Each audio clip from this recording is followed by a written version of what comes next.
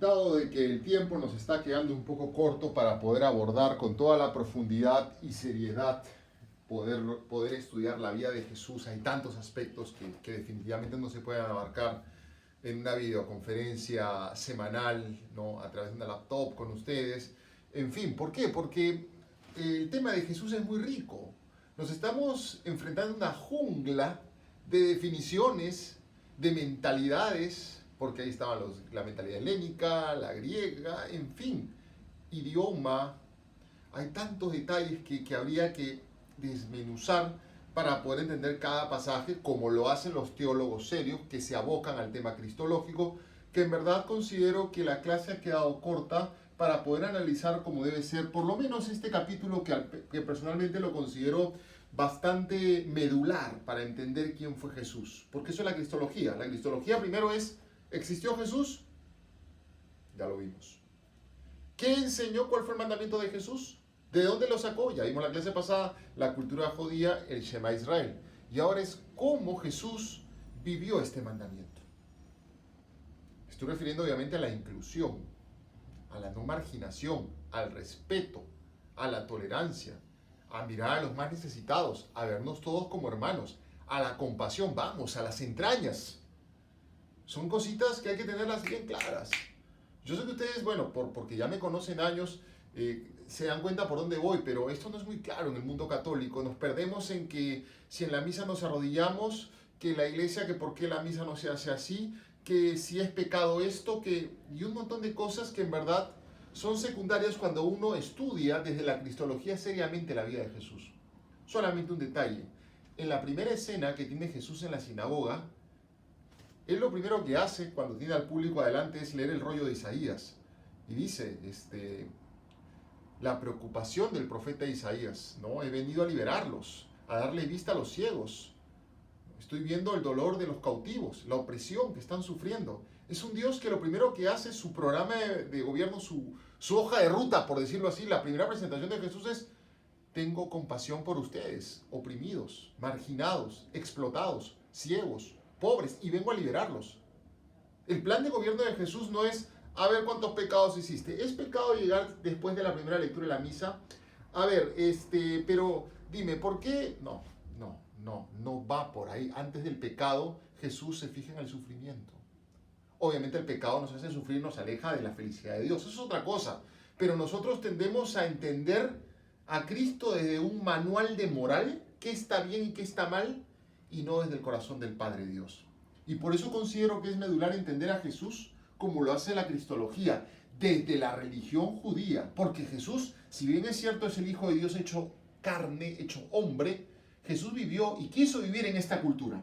Quiso recuperar algo en esta cultura que no se estaban dando cuenta los propios judíos. A pesar que recitaban el Shema mañana, tarde y noche, no se daban cuenta. Dice el profeta Isaías: este pueblo me honra con los labios, pero su corazón está lejos de mí. Quizás eso se actualizaría en cada misa, cada domingo. Creo en Dios Padre Todopoderoso, Creador del cielo y la tierra. Padre nuestro que estás en el cielo, santificado. Dios te salve María, llena eres de... Ah, su madre, parece qué cosa.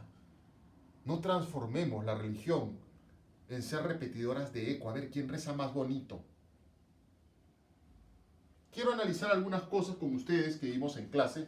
Ya había visto en clase esta escena, como bien Jesús entra al templo, bota a los que venden y les dice, y a lo que vimos, un repaso, está escrito: mi casa es casa de oración, pero ustedes la han convertido en cueva de bandidos. Eso es lo que dice Jesús, es la denuncia, ¿no? Habíamos visto esto, que Jesús es aquel que siempre ama, el que siempre llama a la paz. ¿Qué pasó acá? Habíamos visto en la clase rápidamente. Lo primero que tiene que hacer cristología es: ¿existió? ¿Ocurrió esto? ¿Pasó de verdad? La respuesta es sí. ¿Por qué? Por un criterio que ya lo hemos visto con ustedes, que se llama testimonio múltiple. Esta es una de las pocas escenas que los 4 evangelios la ponen. Si tú revisas los 4 evangelios en paralelo, sobre todo los más parecidos, Marco, Mateo y Lucas, hay similitudes, hay cosas que están en uno, hay cosas que no están, hay unos que se detienen más en un punto, otros menos, pero en lo que coinciden los 4 es en esto. Los 4 narran esto. No se van a inventar los 4 algo tan desafiante como que Jesús entrara al templo a hacer ese escándalo, y que, por cierto, dice San Juan, fue precisamente y otros evangelios dicen, fue precisamente la gota que derramó el vaso para que los judíos digan, vamos a matarlo. No se puede así. Esto digamos que fue algo pues clave para las autoridades judías hacer algo con este rebelde, entre comillas. Así que la primera pregunta es, ¿ocurrió? Sí ocurrió. Testimonio múltiple. Ok, esto ya lo vimos en clase, Jesús perdona a todos. ¿Cómo se puede entender esta actitud de Jesús? Habíamos visto también en clase que mal entienden algunos catequistas e incluso personas al servicio de Dios cuando interpretan este pasaje en función a lo que pasa a veces en la misa, la gente que está hablando, mirando el WhatsApp, no portándose con el decoro debido, pues precisamente dirá Jesús, mi casa es casa de oración. Esto, si bien es cierto que duda cabe, necesito silencio, necesito respetar el lugar que estoy, perfecto, pero no usemos este texto. Porque acordémonos que Jesús, como bien les dije, entró al templo de Jerusalén, no entró a la parroquia María Reina, no entró a la parroquia Virgen de Fátima. Así que Jesús no podía pedir silencio. No usemos, o sea, pidamos silencio en la misa, por supuesto, pero no usemos ese texto para pedir silencio porque Jesús no se refería al silencio como bien vimos en la videoconferencia, ¿ok? Entonces, en fin, estos son siempre avisos que ponen, como que apaguen los celulares, que claro, eso no hay ninguna duda. Los templos pues nos deben invitar al decoro, en el vestir, en las formas. El templo tiene que invitar a que estamos ante la majestad de Dios. Hay que guardar silencio. Esto ya lo hemos visto en clase, lo tienen en su PPT, por favor revísenlo, les va a hacer bien. Por tanto, como había dicho ya en clase con ustedes, Jesús no estaba molesto con los vendedores por la bulla. Porque lo normal, chicos, es que hubiera bulla. Como este celular que está haciendo bulla en este momento y lo vamos a apagar. Muy bien, entonces, oportuno. Como siempre, mis clases tienen efectos especiales, deberían estar acostumbrados. Así es, Dios se encarga de ponerme estos efectos a veces. Bien, para entender el pueblo de Israel hay que entender la experiencia judía, la experiencia religiosa judía, cómo los judíos se conectaban con Dios. Ya habíamos visto hace un par de semanas, el Shema Israel, pues es clave. Todo judío, así como los musulmanes se detienen 5 veces al día para adorar a Dios, ¿no? Allahu Akbar, Bismillah, Raham, Rahim y toda su oración, pues igual el judío se detenía 2 a 3 veces al día para hacer el Shema Israel, que ya lo vimos en clase. Un lugar de encuentro, de fraternidad de los judíos, era el Beit Knesset, que significa casa de asamblea. Acá los judíos, como ves en la fotografía que se conserva de la época, los judíos se reunían para discutir la ley de Moisés y los profetas. Era un espacio donde todos se sentaban y conversaban. En la Biblia vemos muchas veces que Jesús entra pues en las sinagogas y se pone a debatir, ¿no? De la Biblia, acá dice Isaías, ¿ok? Porque, a ver chicos, esto es una casa de asamblea, por lo tanto, olvídate la estructura que está en tu cabeza siglo XXI, nos sentamos adelante frente al altar a ver al cura, no. Acá se sentaban todos tipo quinceañero, ¿ok? Por tanto, tú te sentabas y te mirabas con todos. Y obviamente si venía un extranjero, en esa época no había noticias, por tanto el extranjero era aquel que traía las novedades de otros pueblos. Si viene un extranjero, alguien nuevo a la asamblea, lo escuchábamos porque queríamos enriquecernos con su punto de vista. Oye, todos los sábados nos vemos nosotros y conversamos de lo mismo. Vienen 2 nuevos, a ver qué opinan, qué piensan. Entonces por eso que Jesús entraba y hablaba, leía el rollo de Isaías porque predicaba, llegaba a la sinagoga y predicaba, se sentaba, todos nos miramos y Jesús decía su punto de vista, que era el que ya conocemos, que somos hijos de Dios. Ya, no es que Jesús estaba en la banca de atrás del templo, se paraba, interrumpía al sacerdote, no. La estructura de esta casa de asamblea se prestaba para ese tipo de intervenciones del Señor. Ok, metámonos en el contexto, ya siempre lo digo. Entonces, por eso que Jesús, bueno, esto yo lo expliqué, entraba en la sinagoga, intervenía, etcétera, lo tienes ahí. No imaginemos las sinagogas con asientos dispuestos como nuestras parroquias, lo acabo de explicar, correcto. Exactamente, entonces son casas de reunión, no es que hay bancas dispuestas, no. Esto ya lo hemos visto. Perfecto.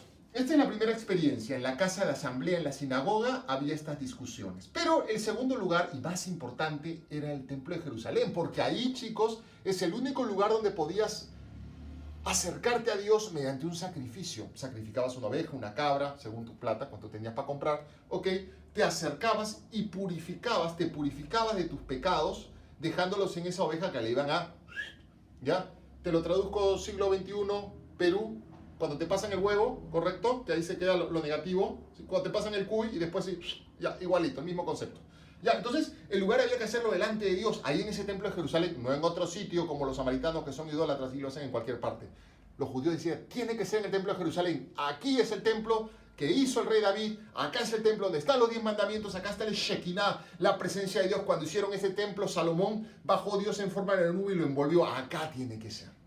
Ese es el segundo lugar donde el judío tiene una experiencia divina, porque son el pueblo elegido. Vengan de otros pueblos acá. ¿Ya? Mira qué diferente el concepto de Jesús cuando Jesús, algo que repite el Papa Francisco, salgan a evangelizar. No, el judío es ven aquí a mi pueblo y hasta un punto no más. Tú no eres judío como yo, hasta este patio no más entras. Algo que ya vimos en la videoconferencia. Entonces, el segundo lugar era el templo de Jerusalén. Esa es un poco la estructura que ya la vimos. Estoy haciendo un repaso nomás. Es un lugar sagrado. Nadie impuro puede entrar en contacto con lo divino. Contra más puro seas, cuanto más sangre pura, sangre judía, más posibilidad de entrar más adentro del templo. Cuanto más impuro seas, o sea, nosotros los peruanos churrupacos, pues lamentablemente entramos hasta el patio porque no tenemos sangre judía, no tenemos derecho. ¿Ya? Es la mentalidad de ellos. Entonces, en este templo, por ejemplo, le preguntan a Jesús en algún momento si se debe pagar los impuestos a Roma, ¿no? Porque si Jesús decía que no se paguen, que era lo que esperaban muchos seguidores, enfrentarse contra Roma, los romanos lo iban a agarrar a Jesús.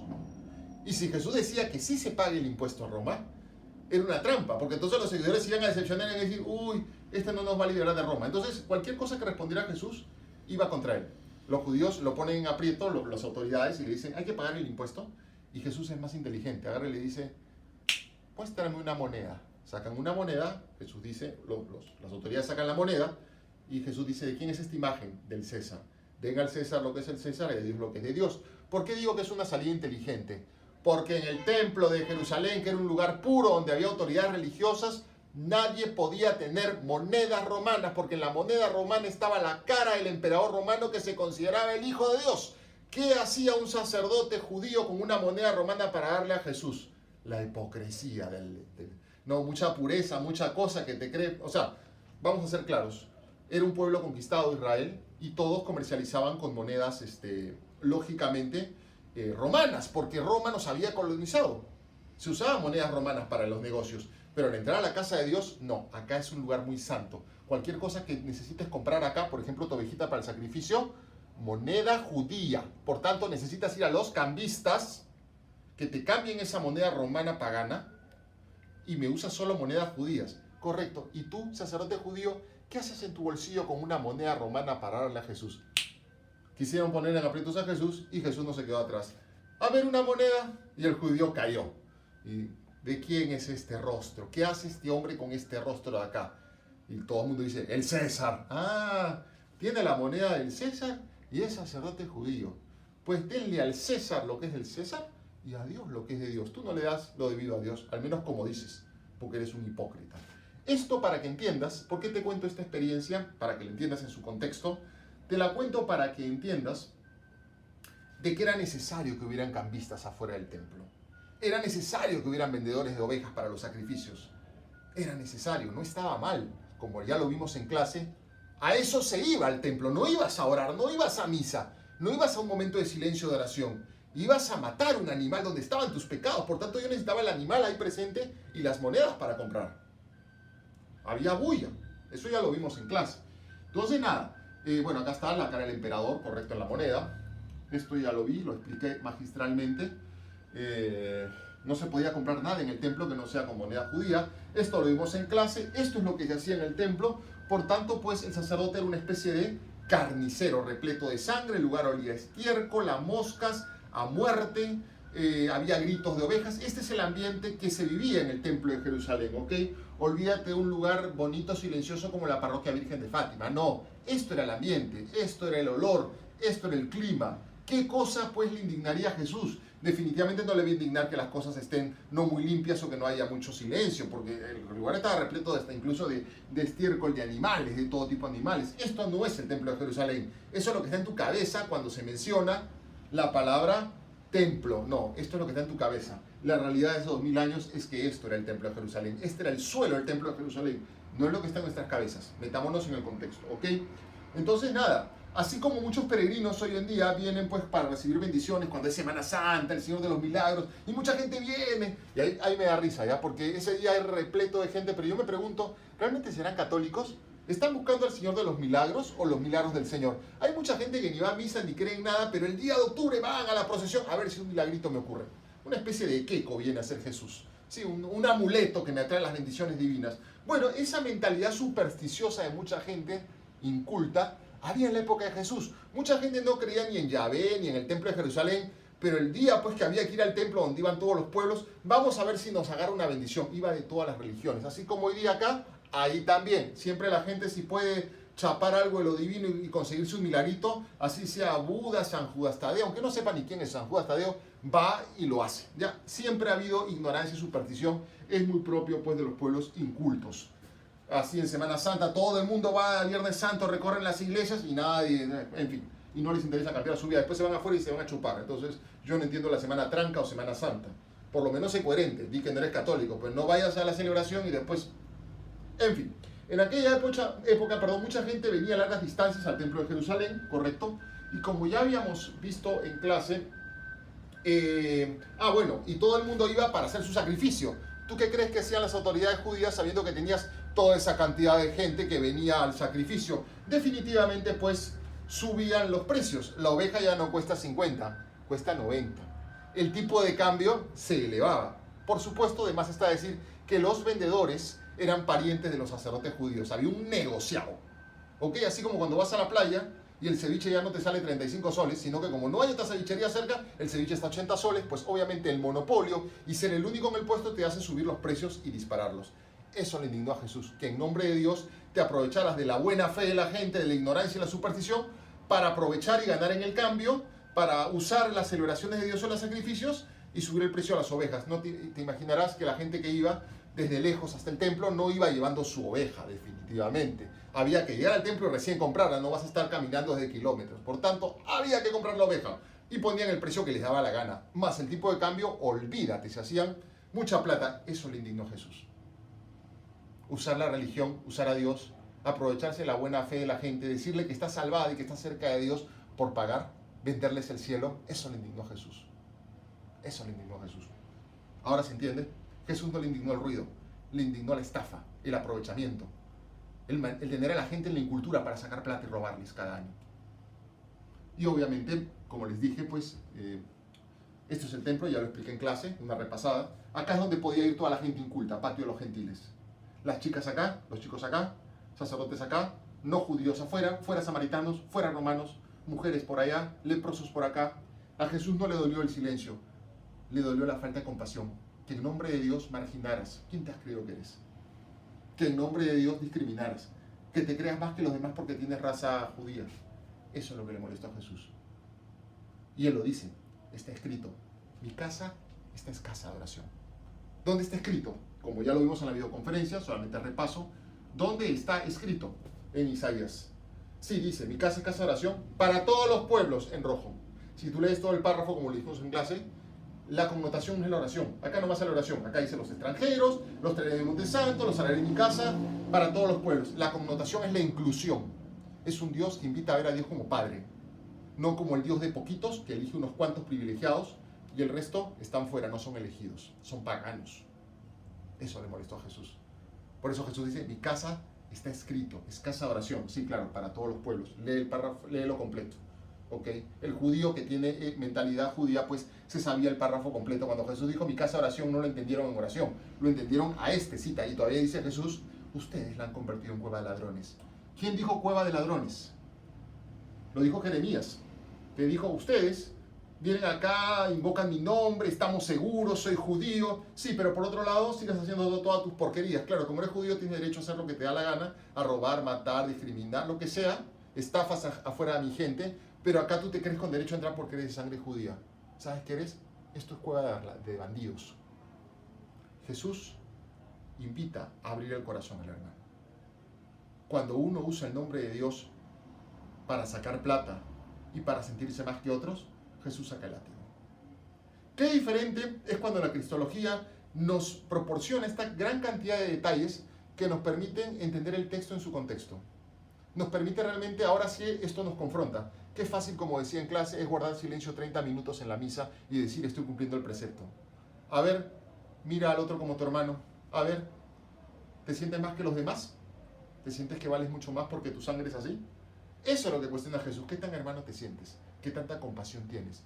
Es un Jesús que llama siempre a no marginar, a no discriminar, a no sentirte más, a no excluir por el género, por la raza, por la religión, por la plata. Es un Jesús que te invita a ver a Dios como papá y a todos como hermanos iguales.